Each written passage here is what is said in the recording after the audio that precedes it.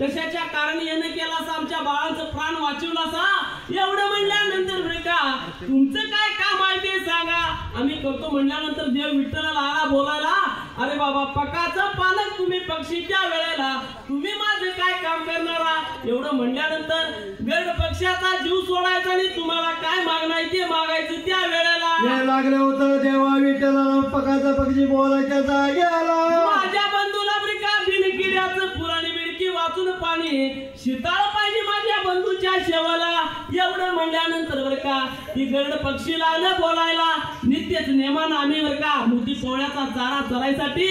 जातो आम्ही सात समुद्राच्या पलीकडल्या बाजूला आणि घेऊन येणं बरं का तुम्हाला उपलब्ध करीन त्या वेळेला असं लागलं होतं देवा विठ्ठलाला बोलायच्या जाग्याला बोलायला